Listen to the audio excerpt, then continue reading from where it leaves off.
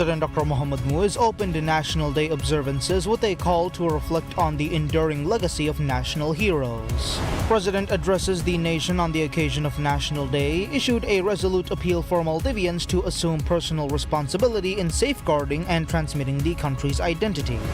And the Minister of Divihi Language, Culture and Heritage, Adam Nasir Ibrahim, says the primary objective of this administration's nationalism initiative is to establish a dignified and honorable state.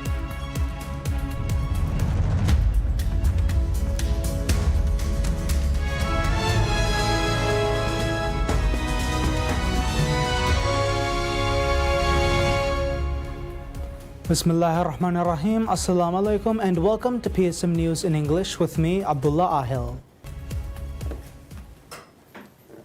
Before we continue tonight's news, I would like to wish everyone at home a very happy National Day.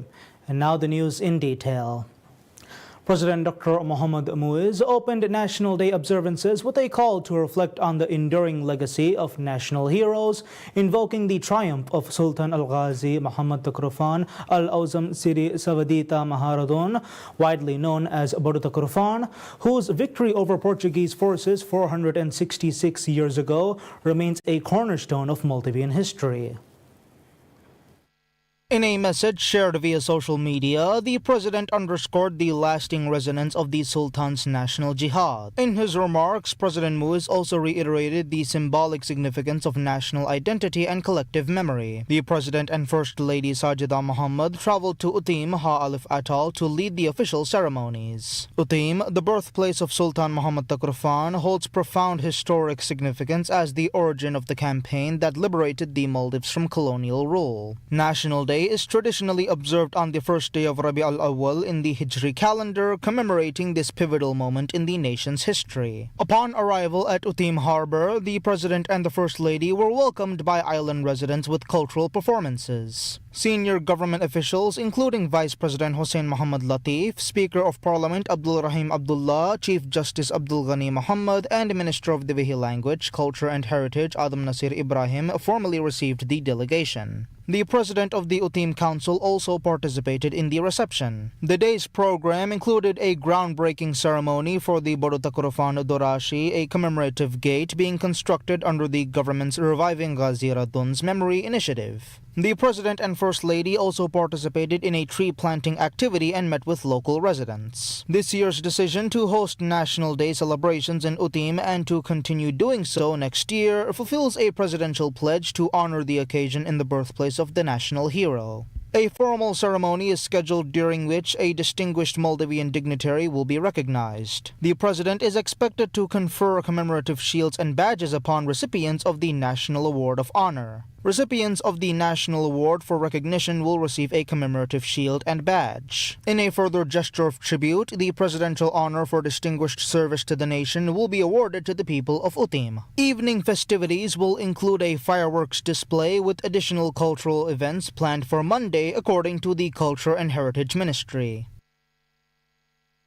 President Dr. Mohammad Muiz addresses the nation on the occasion of National Day, issued a resolute appeal for Maldivians to assume personal responsibility in safeguarding and transmitting the country's identity. Speaking at the official ceremony held in Utim Ha Alif Atoll, he underscores that this imperative extends beyond governmental mandate and rests fundamentally with the citizenry.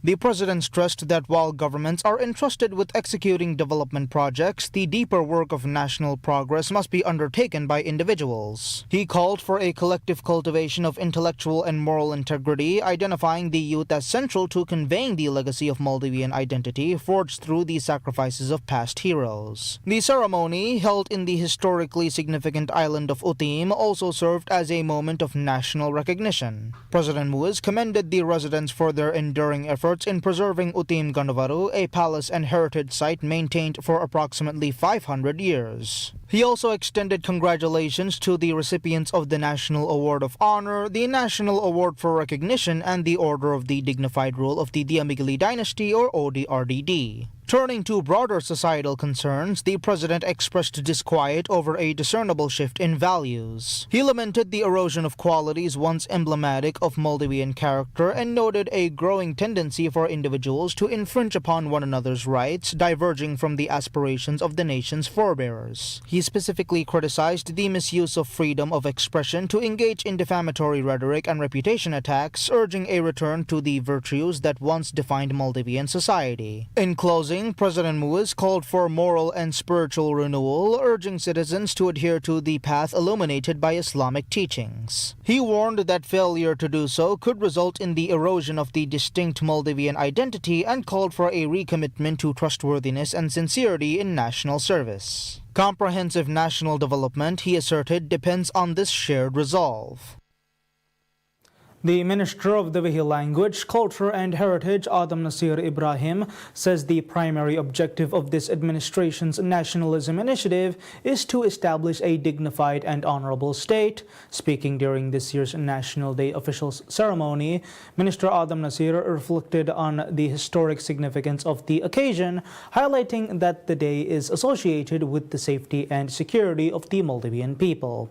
The minister pointed out that the day was in 1558 when Al-Sultan Al-Ghazi Muhammad Takrufan Al-Awzam's resolute efforts secured the nation's sovereignty from the Portuguese, adding that there were many important lessons to be learned from the day 466 years ago. Reflecting on the nationalism initiative announced by President Dr. Mohamed Muiz, the minister expressed confidence that it will help restore the identity, nationality, language, and culture of the Maldivian people. The initiative will also prove that Maldives, like other countries, is entitled to freedom and deserves to lead a dignified and honorable society.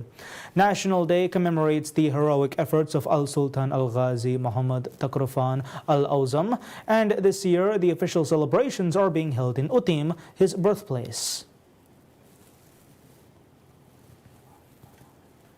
President Dr. Mohamed Muiz confers the presidential honor for distinguished service to the nation of Maldives upon the esteemed people of Utim Ha Alif Atoll in recognition of their enduring contribution to the preservation of national heritage.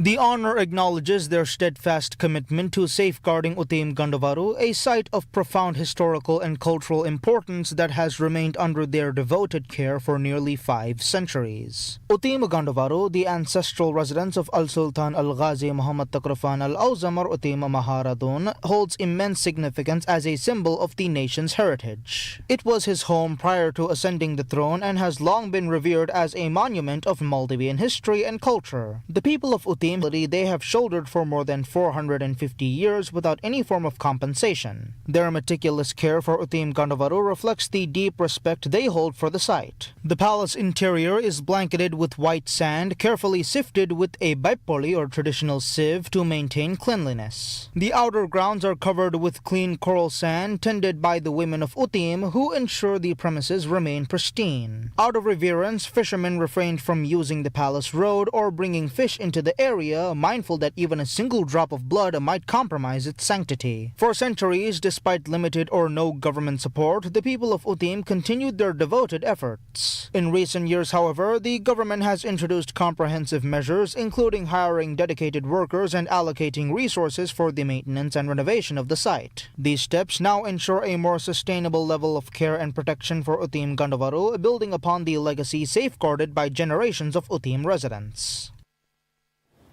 President Dr. Mohamed Muiz confers the Order of the Dignified Rule of the Diamigili Dynasty, or ODRDD, on Adam Abdul Rahman during the official National Day ceremony held in Utim Ha Alif Atoll.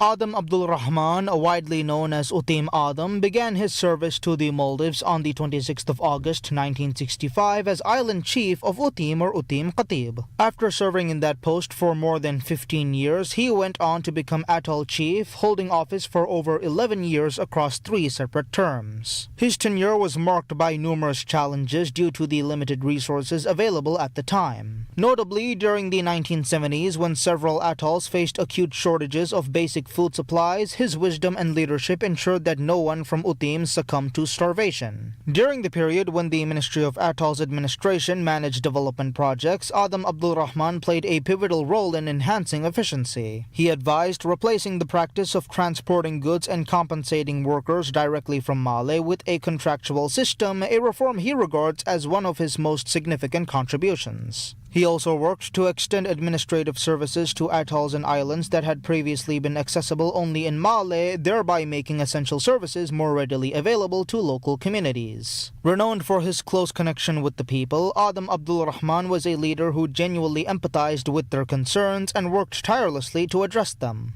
Following his tenure as Atoll Chief, he served for more than 3 years as administrator of the Bodotakorofan Memorial Center, where he focused on preserving the site as a lasting historical monument. He later served as director at the Ministry of Education. Beyond his administrative career, Adam Abdul Rahman is highly respected in the field of language and literature. He is recognized as a leading figure in the development and regulation of the Divihi language. A gifted writer, storyteller, and poet, his literary contributions have earned him national recognition. In 2004, he received the National Award of Recognition for Poetry, followed in 2016 by the National Award of Honor for his outstanding contributions to Divihi literature. President Dr. Mohamed Muiz confers the Maldives' highest civilian honors upon a select group of individuals and one corporate entity, recognizing their enduring contributions to the nation's intellectual, cultural, and civic advancement. The recipients were selected by the National Awards Committee, a body constituted by presidential decree to oversee the evaluation and nomination process. The National Award of Honor, the country's most prestigious civilian accolade, comprises a Shield of Honor, a Badge of Honor, and a certificate. The National Award of Recognition, conferred for notable service and achievement, includes a commemorative plaque and certificate. Among those receiving the National Award of Honor were 3 individuals whose work has left a lasting imprint on national identity. Muhammad Mauroof Jamil was honored for his distinguished contributions to construction and architecture, reflecting a career defined by technical innovation and civic impact. The late Muhammad Majid, remembered for his influential role in the performing arts, was posthumously acknowledged for a legacy that enriched the nation's cultural heritage. Recognition extended across a broader spectrum of disciplines, with 9 individuals and 1 company receiving the National Award of Recognition. Among them, Husna Fahmi was commended for her commitment to the Divihi language and literature, advancing national discourse through publishing and authorship. Izzat Ahmad Nizar's contributions to Divihi poetry were similarly acknowledged, underscoring the enduring relevance of literary expression. In the field of healthcare, Abdul Aziz Hamid was honored for his advocacy in public health, while Amira Sulaiman was recognized for her work in developing and promoting traditional medicine. Fatima Individuals with Disabilities and Special Needs was marked by Public Limited Company, recognized for its role in expenses earned. Himad Jailam was commended for his innovation in software, set a precedent for future generations, was also among those special honors conferred by the President. Historical significance and enduring contributions to the state. Adam Abdul Rahman was decorated with the Order of the Dignified Rule of the Diamigli Dynasty, or ODRDD, acknowledging more than 4 decades of dedicated service to the government. The government inaugurates a landmark cultural initiative aimed at preserving national heritage and revitalizing the legacy of Sultan Al-Ghazi Muhammad Takrofan Al-Awzam Siri Savadita Maha Radun, revered as Bodotakorofan, through the ceremonial laying of a foundation stone in Utim Ha Alif Atoll. His victory over Portuguese forces remains a defining moment in the nation's struggle for independence.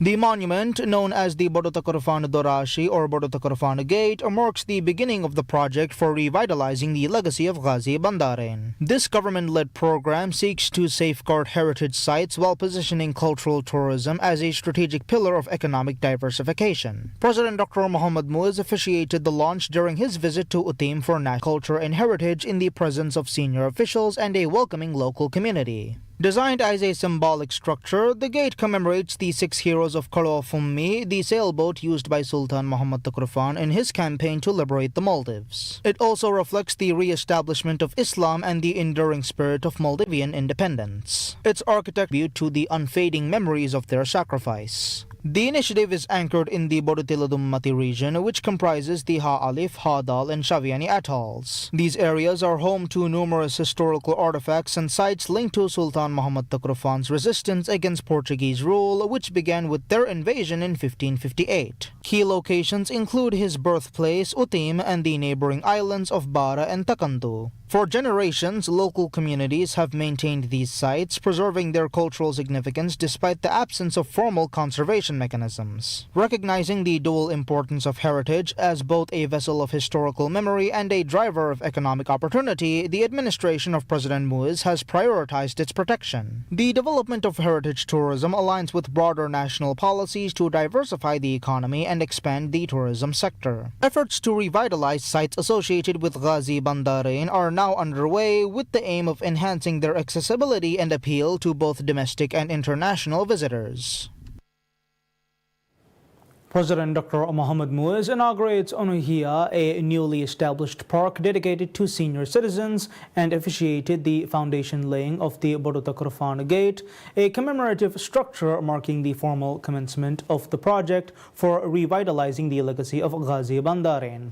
Both events formed the ceremonial core of this year's National Day observances in Utim Ha-Alif Atoll.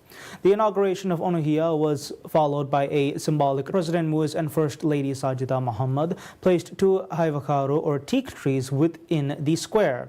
The gesture paid tribute to Sultan Al-Ghazi Muhammad Takrufan Al-Awzam Siri Savadita Maharadun, revered nationally as Bodo Takrufan, whose leadership remains emblematic of Maldivian independence and Islamic heritage. The legacy was further honored through the launch of the Heritage Initiative, which began the groundbreaking of the Bodo Takrufan Dorashi or Gate.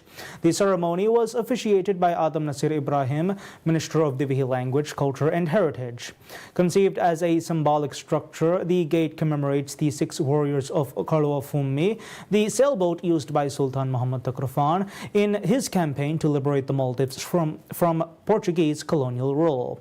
Designed with historical reverence, the gate features 6 pillars inspired by ancient Maldivian mosque architecture, each representing one of the liberation heroes. By night, 6 lights will illuminate the structure, offering a visual homage to what officials describe as the unfading memories of their sacrifice. The event drew senior government officials, including Vice President Hossein Mohammad Latif, Speaker of Parliament Abdul Rahim Abdullah, Chief Justice Abdul Ghani Muhammad, and other dignitaries.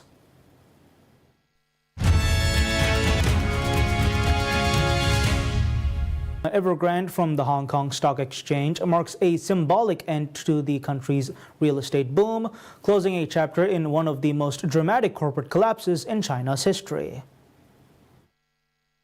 Once the country's largest developer, Evergrande started with a strong public market debut and a stock value of $9 billion in late 2009 that grew more than 5-fold to $51 billion 8 years later, only to plummet to earth in recent years. It is now worth a meager $282 million. Its shares fetched 31.39 Hong Kong dollars apiece at its peak, and it was down to 0.163 Hong Kong dollars when it exchanged hands for the last time 19 months ago. Trading in shares in the world's most indebted developer with more than $300 billion in liabilities has been suspended since it was hit with a liquidation order on January 29, 2024, after it defaulted on debt and failed to finalize a restructuring plan. According to a filing on August 12, the company is getting delisted from the Hong Kong Stock Exchange due to its failure to resume trading within 18 months. Gary Ng, senior economist at Natixis, said the delisting is largely symbolic as the market had already priced in Evergrande's downfall. However, he warned that other developers could face a similar fate if they fail to meet listing and disclosure requirements. NG noted that Beijing is no longer focused on rescuing individual developers but rather on stabilizing key metrics like home prices and sales. Chinese authorities over the past year have been striving to revive the property sector that once accounted for a quarter of its GDP, while buyers wait for their unfinished homes to be handed over and creditors hope to recoup their money. The delisting will close a chapter in China's unprecedented property crisis that started in 2021, though it is unlikely to be the last to meet such a fate as the sector continues to be hobbled by a liquidity squeeze and a lack of demand.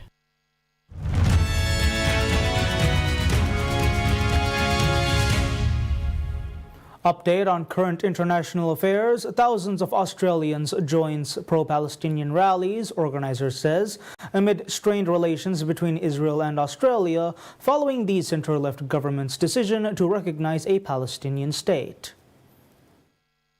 Palestine Action Group said more than 40 protesters took place across Australia, including large turnouts in state capitals Sydney, Brisbane and Melbourne. The group added around 350,000 attended the rallies nationwide, including around 50,000 in Brisbane, though police estimated the numbers there at closer to 10,000. Police did not have estimates for crowd sizes in Sydney and Melbourne. We expected to be a big and huge rally, but today is more than we expected, which is important. This strong message that Australian people will not accept this genocide and starvation in Gaza, and we want Australian government to take practical step to join other countries to end this genocide. In Sydney, organizer Josh Lees said Australians were out in force to demand an end to this genocide in Gaza and to demand that our government sanction Israel, as rally-goers, many with Palestinian flags, chanted "Free, Free Palestine." The protests follow Israeli Prime Minister Benjamin Netanyahu this week stepping up his personal attacks on his Australian counterpart Anthony Albanese over his government's decision this month to recognize a Palestinian state. We conclude this news for today. We'll be back with any further updates. Until then, I'm Abdullah Ahel from PSN News.